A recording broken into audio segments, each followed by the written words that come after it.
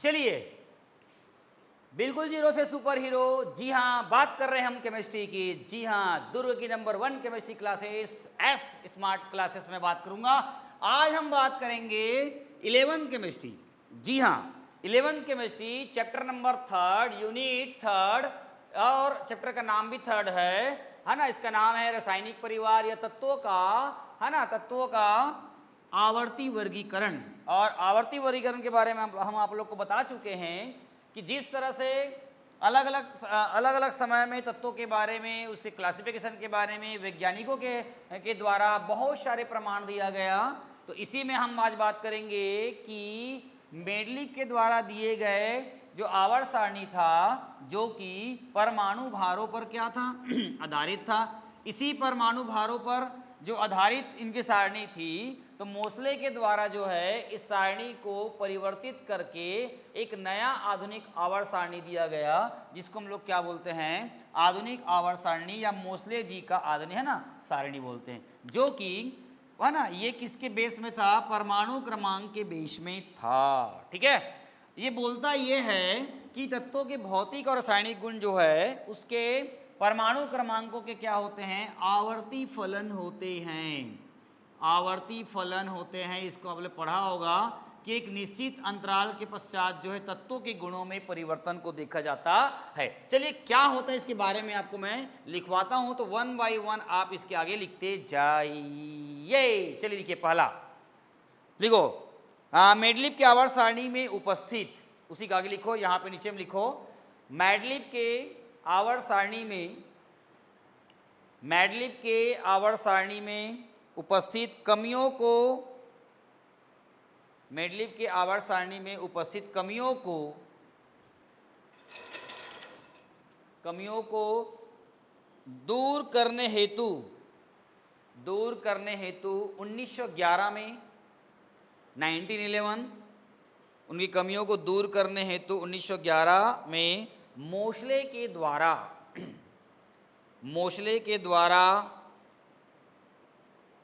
द्वारा तत्वों को बढ़ते हुए परमाणु क्रमांक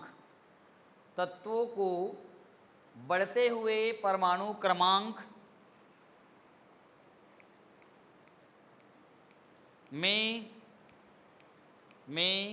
इस प्रकार व्यवस्थित किया गया कि आगे चलकर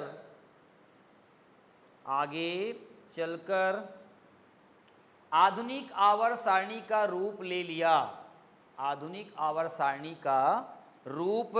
लिया, जिसे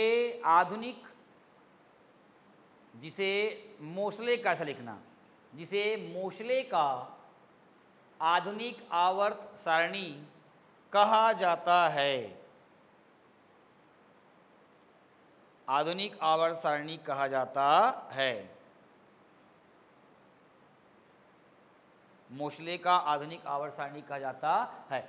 अब पेपर में पूछेगा कि आधुनिक आवर्त सारणी क्या है, या मोसले जी का आधुनिक आवर्त सारणी क्या है, तो क्या लिखोगे? चल नीचे में लिखो, इसके अनुसार, क्या लिखोगे? इसके अनुसार तत्वों के भौतिक एवं रासायनिक गुण, उनके परमाणु क्रमांकों के या परमाणु संख्या के आवर्ती फलन होते हैं। ठीक है, तो ये याद रखना कि मेंडलीव के द्वारा, जो कि मेंडलीव का जो है ना, मेंडलीव का जो आवर्त सारणी था वो तत्वों के परमाणु भारों के क्या था, बढ़ते हुए क्रम में था। और उन्हीं क्रम में जो त्रुटियां थी, उन त्रुटियों को दूर करते हुए मोसले ने जो है नील्स बोर के साथ नील्स बोर के साथ मिलकर नील्स बोर के द्वारा दिए गए इलेक्ट्रॉनिक कॉन्फ़िगरेशन को 2n² वाला 2 8 18 32 वाला जानते हो ना, उस नियम के आधार पर जो है बदलाव करते हुए उन्होंने क्या किया है कि आधुनिक आवर्त सारणी दिया, जो कि क्या बोलता है कि तत्वों के भौतिक और रासायनिक गुण उनके परमाणु क्रमांकों के आवर्ती फलन होते हैं। आवर्ती फलन के बारे में बता दिया था, एक निश्चित अंतराल में, एक निश्चित अंतराल में तत्वों के गुणों में क्या परिवर्तन का होना कहलाता है या समानता दिखाना, ये होता है आवर्ती। यहाँ लिखा है ना, फिजिकल्स एंड क्या लिखा है, केमिकल्स चेंज। भौतिक का मतलब होता है उसके रंग रूप के बारे में बता रहा है। जैसे सोडियम है ना, सोडियम के बारे में जानते होंगे और पोटेशियम के बारे में जानते होंगे, दोनों कभी भी है ना, दोनों कभी जो है मुक्त अवस्था में नहीं रह सकता। मुक्त मतलब अकेला नहीं रह सकता। दोनों ये जो बंधु है ये हमेशा कहाँ रखा जाता है, मिट्टी के तेल में। जब भी आप लैब में जाओगे है ना, शिशु मंदिर वाले होंगे तो लैब में मैंने जो लैब बना कर रखा था अपने समय में, देखना कि ब्लैक वाला एक शीशी होगा, ब्लैक वाले शीशी में मिट्टी तेल होगा और मिट्टी तेल में वो डूबा रहता है, उसको चिमटी के द्वारा निकालते हैं तो है ना, मतलब ये क्या होता है, भयंकर खतरनाक क्रियाशील होता है, इस वजह से इसको मिट्टी के तेल में रखते हैं। मतलब ये हुआ क्या, ये आपका जो है ना, ये मिट्टी के तेल में है, मतलब ये संयुक्त अवस्था में, मुक्त अवस्था में नहीं है। लेकिन अगर सोडियम को अगर मान लो कि बात अपन ऐसे बाहर निकाल देंगे है ना, तो ये क्या करता है मालूम है, जल उड़ता है। और इसको अगर मान लो की बात अगर हाँ है ना, मान लो कि भाई इसको पानी में डाल दोगे तो पानी में डालने के बाद एकदम कूदने लग जाता है ऐसे। और अगर आसपास में रहे और कोई आंख वाँखें पड़ गया धोखे से, तो ये मान के चलिए कि आप अपने आँख से वंचित हो जाओगे। कहने का मतलब ये हो, आँख में कोई धोखे से पड़ गया ना तो आपका आँख पूरा सिकुड़ जाएगा, आपको कुछ भी दिखेगा नहीं। तो सोडियम से बच के रहना भैया, है ना। तो ये फिजिकल स्टेट मतलब होता है भौतिक अवस्था में चेंज बस होता है, और केमिकल का मतलब होता है पूरी तरह से चेंज हो जाना। देखना सोना मतलब ना, ये सोडियम जो होता है वो चांदी के जैसा दिखता है, चांदी के जैसा दिखता है, लेकिन जब ये खुला रहता है ना तो ये इसमें वायु की मलिन परतें यहाँ पर जम जाती है और वो क्या जाता है मालूम है, भूरा हो जाता है। भूरा चाकू से काटोगे ना तो एकदम बिल्कुल सिल्वर जैसा दिखता है, समझ में आ रहा है। तो ये तो था इसका नियम था। चलिए उसके बाद नीचे में लिखो वर्गीकरण। वर्गीकरण क्या था इसका, इसके बारे में लिखते हैं। चलिए लिखो, मोसले ने अपने आधुनिक आवर्त सारणी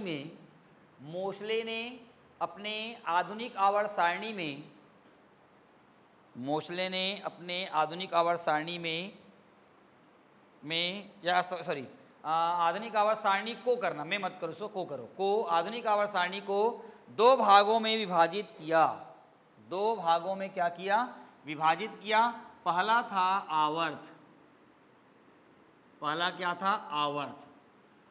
था आवर्त। लिखो इसके आगे आवर्त। मोसले का आवर्त लिखो, मोसले का आवर्त मेडलिव के बताए गए, मोसले का आवर्त मेडलिव के बताए गए आवर्त के समान ही था, आवर्त के ही क्या था, समान था, ठीक है, के समान था। चलिए उसके बाद लिखिए सेकंड नंबर में लिखिए वर्ग लिखिए।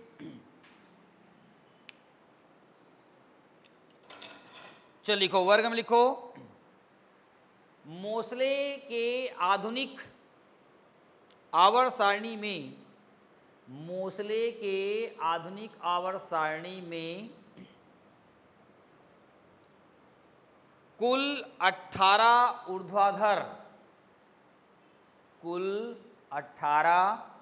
ऊर्ध्वाधर खाने होते हैं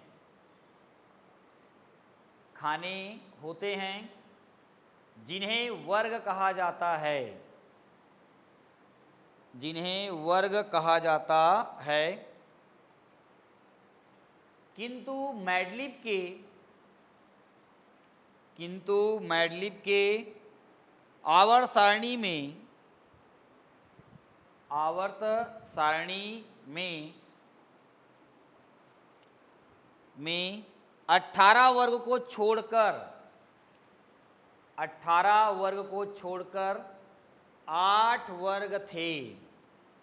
8 वर्ग थे। 8 था कि 9 था? तुम लोग पढ़े हो? 9 था। 9 करो। 9 था। 9, 8 नहीं था।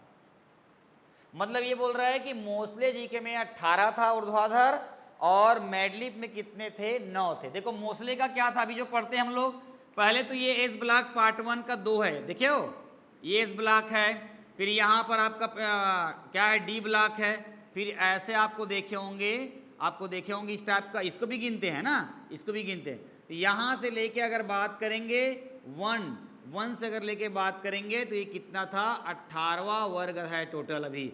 और 18वां, ये पहला वर्ग कहाँ से चालू होता है? क्षार धातु से चालू होता है पहला वर्ग, राइट। और 18वां कहाँ जाता है? शून्य समूह में, राइट। शून्य समूह में जाता है, 18वें वर्ग में जाता है।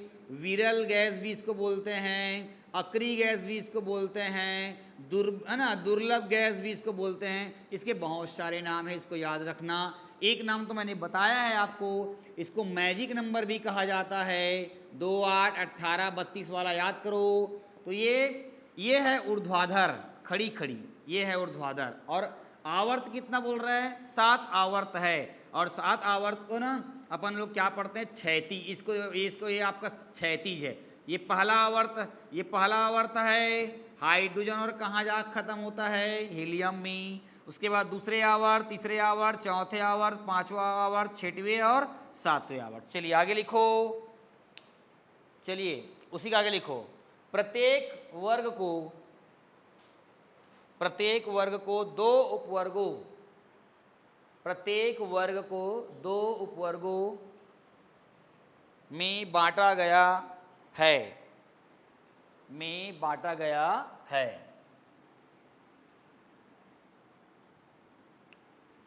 चलिए समझ में आ गया यहाँ तक? बहुत इजी है, डरने की बिल्कुल जरूरत नहीं है, भयंकर इजी चैप्टर है ये। चलिए अब हेडिंग डालो, आधुनिक आवर्त सारणी की विशेषताएं। इंपॉर्टेंट है। आधुनिक आवर्त सारणी की विशेषताएं। आधुनिक आवर्त सारणी की क्या बोल रहा है? विशेषताएं। बहुत इंपॉर्टेंट है, पेपर में यही पूछेगा। देखो एक बार ना आदर्श करने के स्कूल में आया था, मेरे पास पूरा पेपर रखा हुआ है कई सालों का, इसलिए मेरे को याद रहता है क्वेश्चन लोग, ठीक है।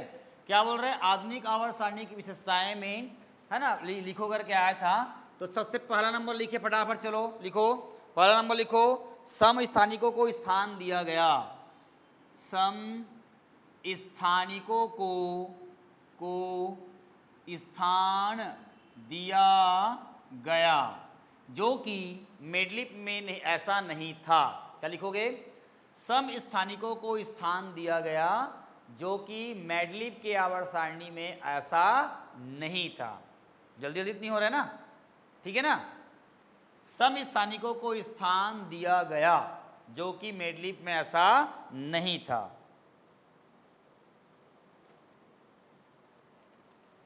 चलिए सेकेंड नंबर लिखिएंगे, संक्रमण तत्वों को अलग से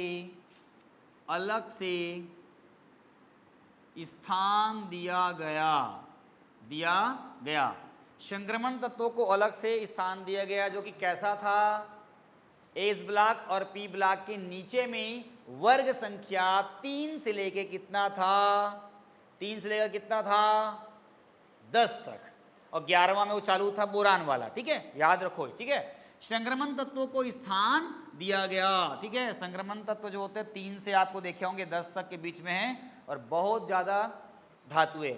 आपको बताया था ना मैं, देखो मेरी तरफ एक तरफ देखेंगे तो जरा देखो, तो मैं आपको बोल रहा हूँ ये आपका आवर्त सारणी है मोस्ले जी का पहला वाला क्या है भैया? एस ब्लॉक है, क्षार धातु है, क्षारीय मृदा धातु है। उसके बाद यहाँ पर पी ब्लॉक आपने देखा होगा, ठीक है। यहाँ पर डी ब्लॉक देखा होगा, और यहाँ पर डी ब्लॉक के बाद नीचे में 14 तत्वों की 2 श्रेणियां देखा होगा। एक को एक्टेनाइट, एक को बोलते हैं लेंथेनाइट और एक को बोलते हैं एक्टेनाइट बोलते हैं। इतना तो पढ़े हो ना। तो ये वाला क्षार धातु था और ये वाला क्षारीय मृदा धातु था। ये पी ब्लॉक था, ये डी ब्लॉक था, ए ब्लॉक था। तुम्हारे 11th के कोर्स में ध्यान दीजिएगा, तुम्हारे 11th के कोर्स में ये क्षार धातु है, ये वाला क्षारीय मृदा धातु है, जिसको हम लोग क्या बोलते हैं, एस ब्लॉक एलिमेंट्स। एक एस ब्लॉक एलिमेंट्स कहा जाता है। ये तुम्हारे कोर्स में है। पी ब्लॉक के बारे में बात करूंगा तो ग्रुप और 13, ग्रुप और आपका 14, ये 2 ग्रुप आपके जो है आपका 11वीं में है। लेकिन 12वीं में, उसके बाद 11वीं में 2 ही है। उसके बाद ना 12वीं में पढ़ोगे 15वें, 16वें, 17वें और 18वें को, इतने को 12वीं में पढ़ोगे। डी ब्लॉक आपके कोर्स में नहीं है, ए ब्लॉक आपके कोर्स में नहीं है। ये डी ब्लॉक 12वीं में जाएगा और ये भी क्या करेगा, 12वीं में जाएगा। बात ये उड़ती है कि जो जितना आसानी से इसको पढ़ेगा, है ना, वो उसका इधर क्या हो जाएगा, आपका क्लियर हो जाएगा। 12वीं में आपके जो चैप्टर आएंगे, पहला कोई काम का नहीं है, दूसरा, तीसरा, चौथा, ये चैप्टर आपके पूरे 12वीं में काम आएंगे। 5वां नहीं आएंगे, 6वां नहीं आएंगे, 7वां नहीं आएंगे, 8वां काम आएंगे 12वीं में, 9वां काम नहीं आएंगे, 10वां नहीं आएंगे, 11वां नहीं आएंगे, 12 एंड 13, यही तो आपकी जान है। इज ऑर्गेनिक केमिस्ट्री है, और ये टोटल इज 14 नंबर का आएगा आपका 11वीं में, याद रखना। मैं इसलिए बता रहा हूँ क्योंकि मैंने पेपर सेट किया था शिशु मंदिर का, समझ में आ रहा है, इसलिए ये 14 नंबर का क्वेश्चन आएगा 12 और 13 में, ठीक है। टोटल वैसे 18 नंबर का है। 4 नंबर पर्यावरण है। पर्यावरण जानते हो, एक तो चैप्टर है लास्ट में पर्यावरण वाला, तो इसको अच्छा करना पड़ेगा क्योंकि ये आपको आगे चल के 12वीं में टोटल नंबर देगा, 39 नंबर का नंबर देगा। ये अगर आपका ख़त्म कहानी हो गया, और मेरे ख्याल से आदर्श कन्या में ये चैप्टर हो गया है और पूरा पल्ले निकल गया ऐसी, हॉस्टल वाले लोग बच्चे बता रहे थे मेरे को, ये अच्छा से करना पड़ेगा। ये तुम्हारा बेस है। अच्छा से नहीं करोगे तो 39 नंबर नहीं जाएगा, लेकिन आपके हाथ में 39 आ जाएगा। इज ये मास्टर स्ट्रोक है मेरा, ठीक है, ये मेरा मेन सब्जेक्ट है ये, इसमें आप एकदम हीरो बन जाओगे। चलिए अब बात करते हैं तीसरा नंबर। पहला हो गया, दूसरा हो गया, तीसरा। चलो तीसरा नंबर लिखो जल्दी। तीसरा नंबर लिखो, आयरन, कोबाल्ट, निकिल। आयरन मतलब Fe, कोबाल्ट मतलब CO, निकिल मतलब Ni। तीनों तत्वों को अलग अलग वर्ग में, तीनों तत्व को अलग अलग वर्ग में स्थान दिया गया। आयरन, निकिल और कोबाल्ट, तीनों तत्वों को क्या बोला मैंने, अलग अलग वर्गों में स्थान दिया गया। चौथा नंबर लिखो। चौथा नंबर क्या था, समान गुणधर्मों वाले तत्वों को, समान गुणधर्मों वाले तत्वों को एक ही वर्ग में रखा गया। एक ही वर्ग में रखा गया। क्या बोल रहे हैं, समान गुणधर्मों वाले तत्वों को एक ही वर्ग में रखा गया। जैसे पहला वर्ग में क्या क्या है बताओ तो जल्दी। Hydrogen, lithium, sodium, potassium. Potassium और सोडियम के गुण मिलते हैं, दोनों को मिट्टी के तेल में रखते हैं, दोनों को चाकू से काटा जाता है। तो वही बात बोल रहे हैं, ठीक है। चलिए अगला लिखो। जैसे इसमें एग्जाम्पल लिख लो, इसमें लिख लो समान गुणधर्मों वाले तत्वों को एक ही वर्ग में रखा गया। एग्जाम्पल लिख लो। एग्जाम्पल में IB second B, first B व सेकंड बी वर्ग में, या वर्ग के तत्व, फर्स्ट ए है ना, आईबी व सेकंड आईबी के तत्व इसमें एक साथ रखा गया है, ठीक है। पांचवा नंबर लिखो, असमान तत्वों को अलग अलग वर्ग में रखा रखा गया। जो कि मेंडलीव ने क्या किया था, क्या किया था, जो कि मेंडलीव ने क्या किया था, उन्होंने क्या किया था, सबको एकमई कर दिया था, कोई भी को उठा के कहीं भी लाके घुसा दिया था, रख दिया था। इसलिए वर्गीकरण या अध्ययन करने के लिए हमको बहुत क्या हो रही थी, तकलीफ हो रही थी। ठीक है, तो इस प्रकार से ये हो गया। चलिए उसके बाद ना, चलिए क्या क्या लिखेंगे, आपको पेपर में पूछेगा आधुनिक आवर्त सारणी की विशेषता लिखे। समस्थानिक को स्थान दिया गया जो कि मेंडलीव ने नहीं दिया गया था। संक्रमण तत्वों को स्थान दिया गया जो कि मेंडलीव ने एक साथ मिला कर रख दिया था। उसके बाद आयरन, निकील और कोबाल्ट को अलग अलग जगह दिया गया, है ना। समान गुणधर्मों वाले तत्वों को अलग अलग, है ना, तत्वों को एक ही वर्ग में रखा गया। और उसके बाद लिखा हो गया असमान तत्वों को अलग अलग वर्ग में रखा गया। चलिए अब लिखिए दोष, हेडिंग डालो वहीं पर, दोष। किसका दोष, किसका दोष, मोसले जी का दोष। कोई ना कोई दोष रहता है, इसने भी सिद्ध कर दिया, इसने भी सिद्ध कर दिया कि आदमी में भी क्या होता है, दोष होता है। तो पढ़ाए गए टॉपिक में भी दोष होता है, कोई ना कोई दोष होता है। मतलब दोष मतलब होती है त्रुटि, इरर, डिफिक्ट बोलते हैं, है ना, कमियां। चल लिखो, लिखो हाइड्रोजन का स्थान अनिश्चित। दोष में लिखो पहला नंबर, हाइड्रोजन का स्थान अनिश्चित। और आपको पता होगा हाइड्रोजन को आवारा तत्व कहा गया है, लोफर तत्व कहा गया है, घुमक्कड़ कहा गया है। और ये तत्व जो होता है किसी के साथ भी रिएक्ट कर लेता है। लेकिन जनरली आवर्त सारणी के अगर बारे में अगर बात करें तो पहले वर्ग में, ग्रुप ऑफ 14 में एंड ग्रुप ऑफ 17 में उसको रखा गया है। पहले वर्ग में सोडियम क्षार धातु के साथ, दूसरे अगर बात करेंगे तो कार्बन वाले, कार्बन परिवार में, और तीसरे बात करें तो हाइड्रोजन के साथ उसकी समानता रखी गई है और उसको इसलिए रख दिया। अच्छा क्यों रखा गया है, थोड़ा बता भी देता हूं मैं आपको।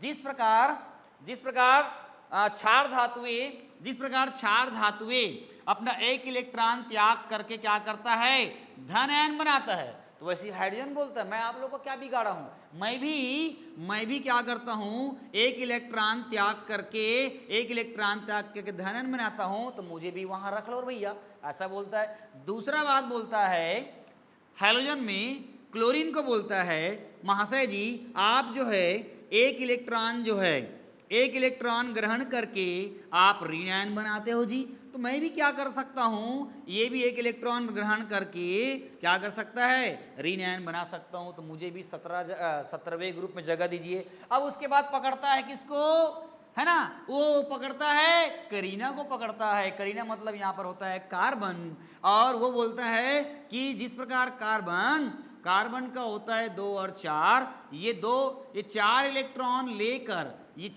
लेकर अपने अष्टक को पूरा करता है। मतलब ये 4 इलेक्ट्रॉन ले भी सकता है और दे भी सकता है, दोनों काम कर सकता है। देखो ये अगर छोड़ देगा तो इसका अष्टक भरा है, अगर 4 इलेक्ट्रॉन ले लेगा तो ये कितना आ जाएगा, 2 और कितना जाएगा 8। तो हाइड्रोजन महाशय बोलता है मैं भी प्लस माइनस वाला हूँ, एक इलेक्ट्रॉन मैं दे भी सकता हूँ और मैं ले भी सकता हूँ। इस आधार पर मुझे 14 ग्रुप में मुझे क्या करना चाहिए, जगह मिलना चाहिए। इसलिए इसको एकदम फिक्स स्थिति नहीं मिला, सोडियम है ना, हाइड्रोजन को एक है ना निश्चित जगह नहीं मिला गया। चलो सेकंड नंबर लिखो।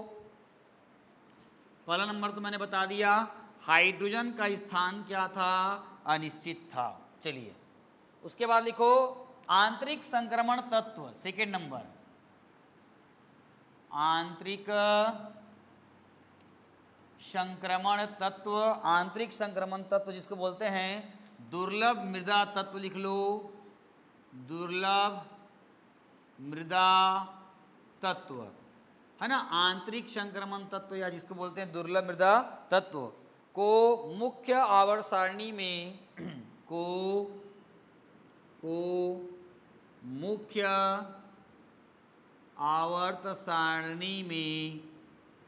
आवर्त सारणी में स्थान नहीं दिया